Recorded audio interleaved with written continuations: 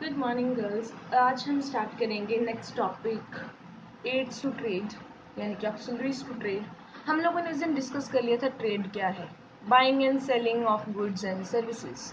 चाहे वो सारी सर्विसेज जो है मैं विद इन जलंधर बेच रही हूँ, पंजाब रीजन के बीच में बेच रही हूँ या इंडिया के बीच में उन चीज़ों को बेच रही हूँ या फॉरेन कंट्री के साथ डीलिंग कर रही हूँ। तो ये बात तो यहाँ पे क्लियर होगी थी, इसको ट्रेड कहते हैं। कहते ट्रेड यहाँ पे थोड़ी ना खत्म हो जाएगी। अब वो चीज़ें जलंधर से लेके अमेरिका तक जाएंगी कैसे? ट्रांसपोर्ट। रास्ते में अगर ख़राब होगी तो कौन खर्चा उठाएगा? Insurance, risk. तो कितनी चीज़ें इंक्लूडेड हैं।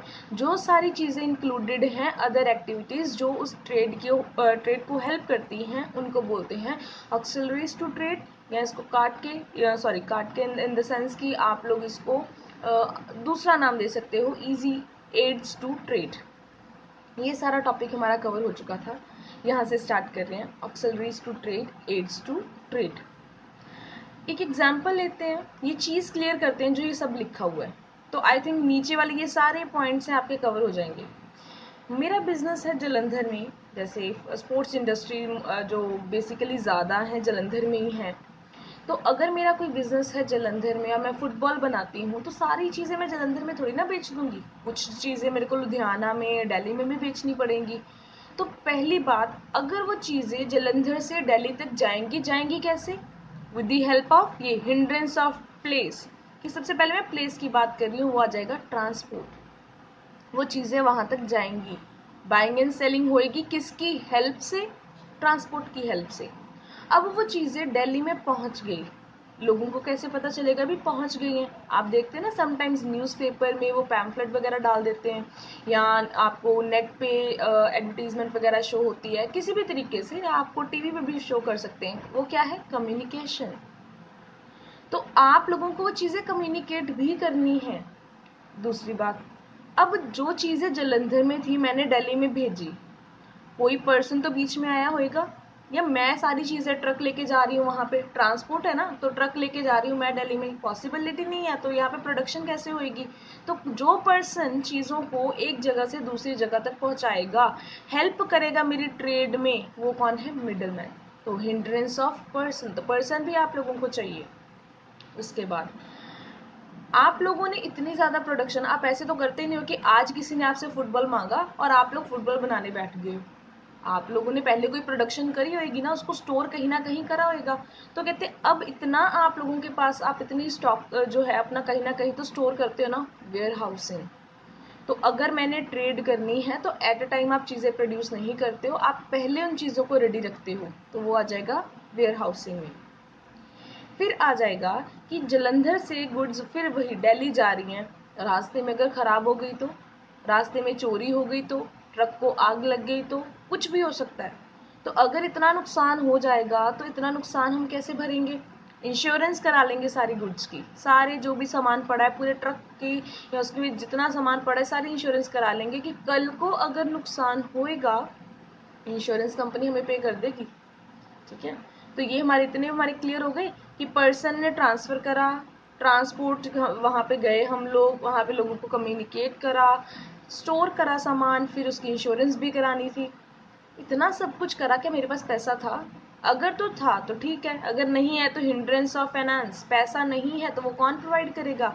यानी कि बैंक मेरी हेल्प करेगा उस इंफॉर्मेशन को, या उस जो भी जो भी आप लोगों का पैसा है आपको उन चीज़ों को खरीदने में। ठीक है, आपकी वहाँ पे कोई भी प्रॉब्लम आएगी तो बैंक वो सॉल्व करेगा।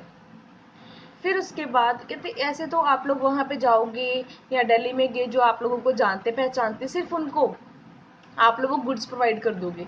तो कुछ और लोग भी हैं वहाँ पे दुनिया में। ठीक है, हम लोगों ने अपनी सेल्स बढ़ानी है, प्रॉफिट कमाना है, तो फिर हम क्या करेंगे?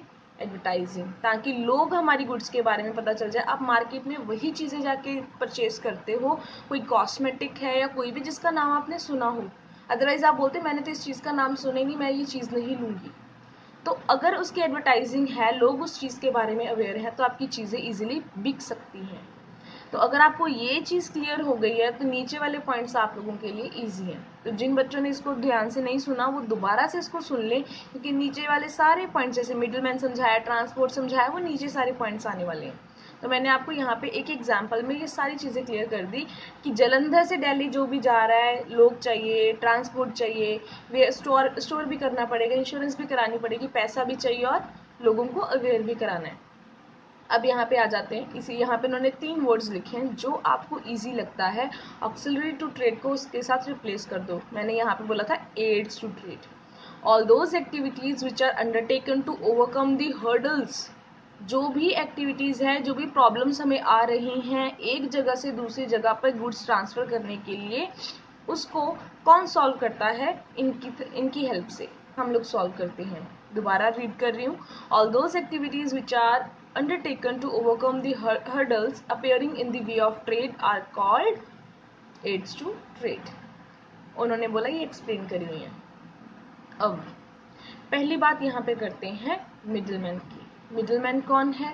मिडलमैन वो है जो एक प्रोड्यूसर से लेके कंज्यूमर तक गुड्स को पहुँचाता है।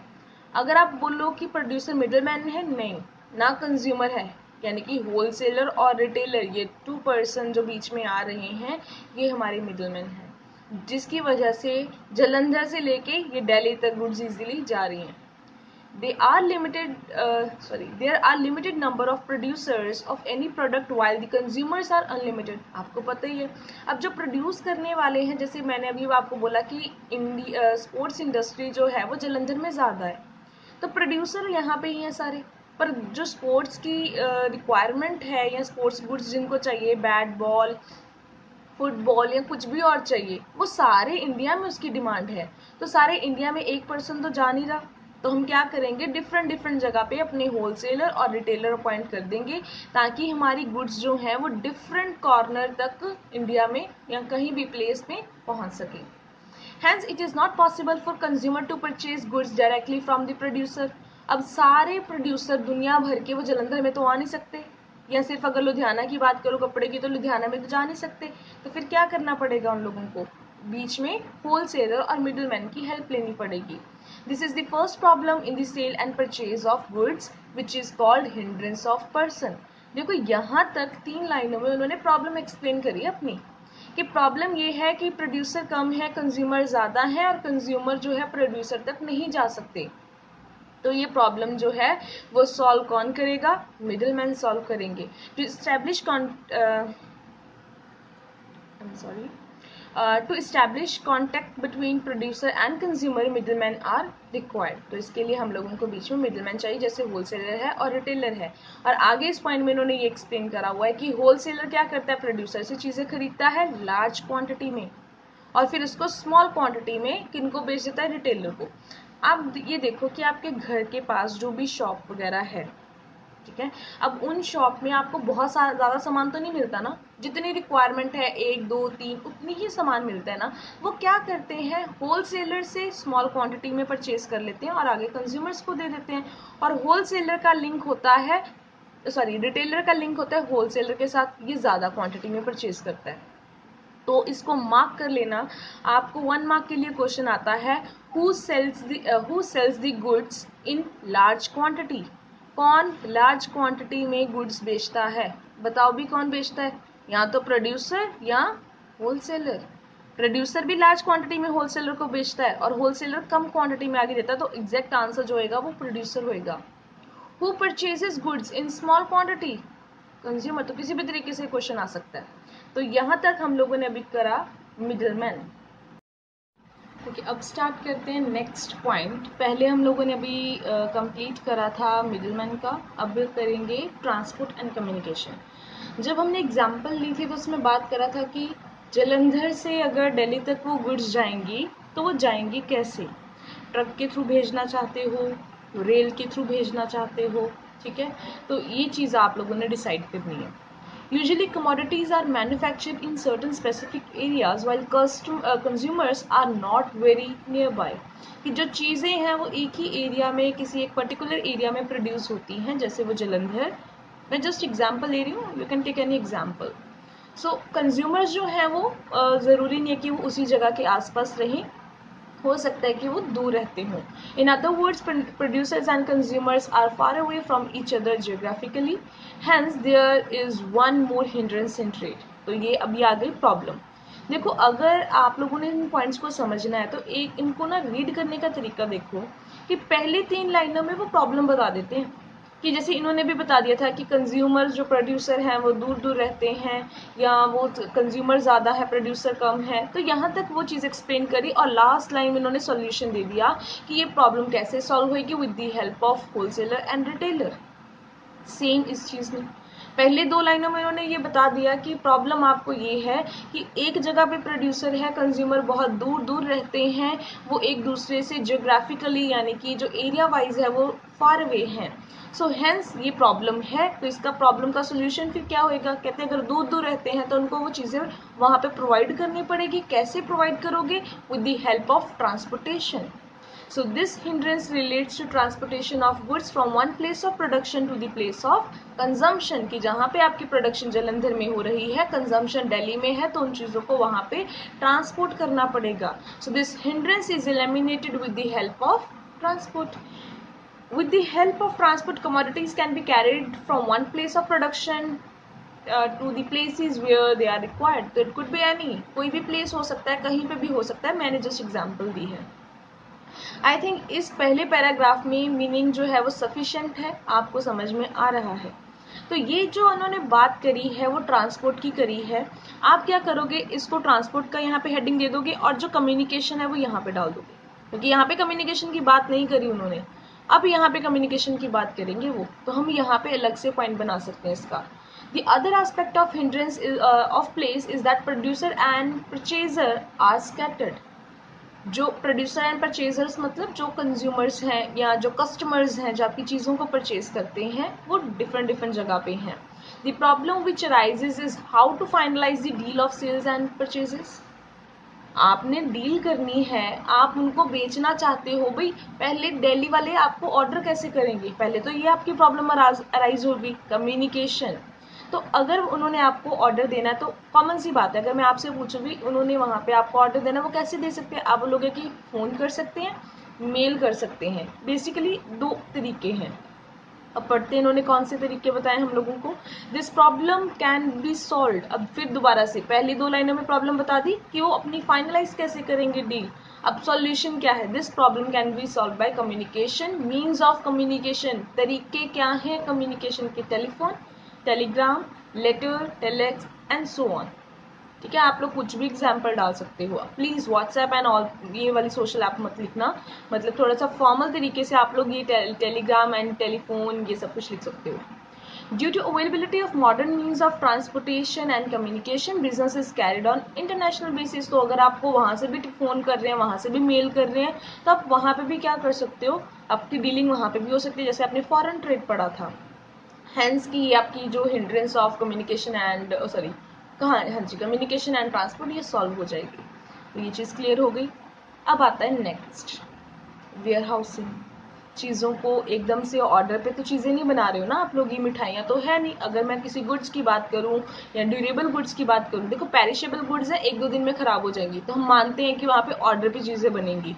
तो जो आपकी ड्यूरेबल गुड्स हैं जो टाइम 2, 3, 4, 10 साल तक चलती रहेंगी, अब उनको तो स्टॉक कर सकते हैं ना हम लोग, स्टोर करके रख सकते हैं। तो चेक करते हैं। Usually there is a big gap between time between manufacturing of any product and consumption of that product.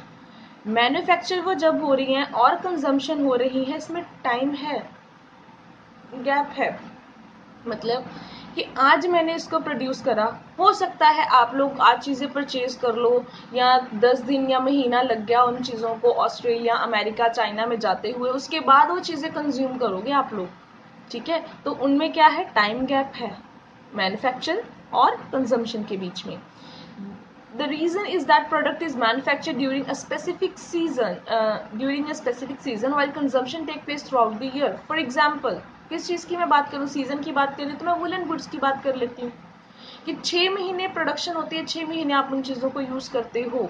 For instance, अभी एग्जाम्पल दी है उन्होंने, sugar is produced from November till March, सिर्फ इसी टाइम के बीच में वो प्रोड्यूस करते हैं, but it is consumed throughout the year, hence the finish product. अब देखो वही 3 महीनों में आपने वो चीज़ें या 4 महीनों में आपने जो शुगर बनाई, सारी एकदम से कंज्यूम हो सकती है? नहीं, सारा साल उसको आप लोगों ने यूज़ करना है, सारा साल उसको बेचना है, तो कहीं ना कहीं उन चीज़ों को स्टोर करना पड़ेगा। जहाँ पे स्टोर करोगे, वेयर हाउसिंग, उसकी ज़रूरत पड़ेगी आपको।